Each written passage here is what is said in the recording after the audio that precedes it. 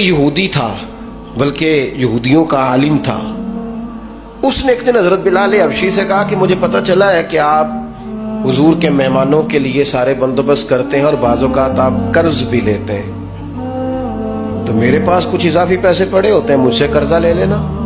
حضرت بلال نے کہا ٹھیک ہے. قرضہ اس سے لے لیا، ایک مقررہ میعاد، ایک وعدہ اس کے ساتھ طے ہو گیا.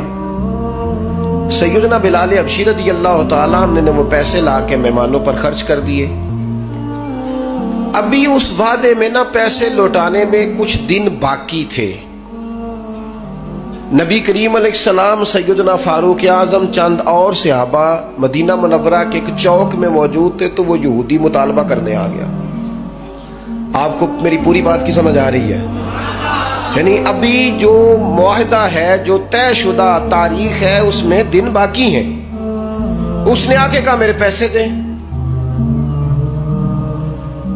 تو نبی پاک علیہ السلام نے فرمایا ابھی تو وعدے میں وقت باقی ہے. اس نے معاذ اللہ سخت باتیں کرنی شروع کر دی، سخت. اب آپ کے پاس دلیل بھی ہو، آپ سچے بھی ہوں، وعدے میں ٹائم بھی ہو، تو کسی کی سخت بات سنی جاتی ہے. اور جہاں بھائی وعدہ آئے گا تو دیکھی جائے گی تیری اتنی ضرورت. اب جب اس نے سخت بات کی تو سیدنا عمر فاروق نے تلوار پہ ہاتھ رکھا. حضرت عمر ہے نا، شیر ہے نا اللہ رسول کے، ہاتھ رکھا تلوار پر. نبی پاک علیہ السلام نے فرمایا عمر جلدی نہ کر. بڑی بردباری سے، حلیمی سے، اطمینان سے، سکون سے. حضور فرمانے لگے عمر اس نے پیسے لینے ہیں، وہ مطالبہ کر سکتا ہے، تمہیں چاہیے تھا کہ تم اسے کہتے ذرا نرمی کر، مجھے کہتے پیسے ادا کر دیں. حضور فرمانے لگے اب اس طرح کرو، اس کے ساتھ جاؤ، فلاں جگہ کھجوریں پڑی ہیں، جتنا اس کا قرض ہے اتنی کھجوریں تول کے دے دو، اور یہ جو تم نے تلوار پہ ہاتھ رکھا ہے نا، اسے ڈرایا ہے، تھوڑی کھجوریں زیادہ بھی دے دینا. آپ کا بردبار ہونا، حلیم الطبع ہونا، مزاج میں ٹھہراؤ ہونا، سکون ہونا، یہ بڑا بندے کو نا وفادار بنا دیتا ہے. آپ ہر شخص کے لیول پہ اتر کر جھگڑا نہ کریں. میں نے دیکھا ہے سیانا بیانا آدمی بچوں کے ساتھ بحث کر رہے ہیں، سمجھدار آدمی ہو کے ایک نادان سے گفتگو کر رہا ہے. میں نے شاید پہلے بھی آپ سے کہا تھا کہ میرا ایک فتویٰ ہے، اس سے اختلاف بھی کیا جا سکتا ہے. میرا فتویٰ یہ ہے کہ میاں بیوی کے جھگڑے میں اکثر قصور میاں صاحب کا ہوتا ہے. ہو گئے ہونا ناراض، لگ پہ ہونا پورا نا. ہاں میں نے پتا سی یہ جتنے ہی فتویٰ دیتے اتنے ہی حال ہویا ہے. میاں بیوی کے جھگڑے میں نا زیادہ تر غلطی میاں صاحب کی ہوتی ہے. کیوں بھلا؟ اس لیے کہ عورت بیچاری کی عقل ناقص ہے، اس کی آدھی ہے. وہ پورا سوچنا بھی چاہے تو شعوری طاقت اتنی بلند نہیں. تو میاں صاحب کی تو پوری ہے نا، تو پھر جھگڑا ختم کس نے کرنا تھا؟ تو جی میاں صاحب آخر تینوں آج ٹھیک کر کے ہی چھٹ رہے، تو یہ تو غلط بات ہے نا بھائی. آپ یہ دیکھیں کہ اللہ تبارک و تعالیٰ نے مرد کو عورت پر افسر بنایا ہے. آپ کو چاہیے تھا آپ کا حوصلہ بھی بڑا ہوتا، آپ دلیر ہوتے، بڑی ساری غلطیاں درگزر کرتے، محبت کا لہجہ اختیار کرتے. آپ کو یہ حق حاصل نہیں تھا کہ آپ بے جا سختی کرتے. آپ کی توجہ ہے میری بات پر؟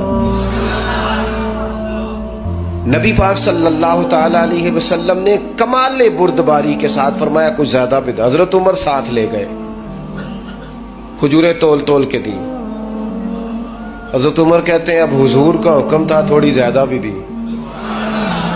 لیکن وہ سیدنا عمر کے مزاج میں جلال تھا. فرماتے ہیں وہ مجھے کہنے لگا عمر ایک بات کرنی تھی.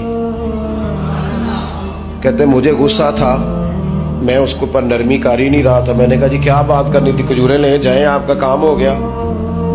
کہتے ہیں وہ کہنے لگا عمر میرے دوست میرے اوپر سختی نہ کر، میرا مسئلہ سمجھ.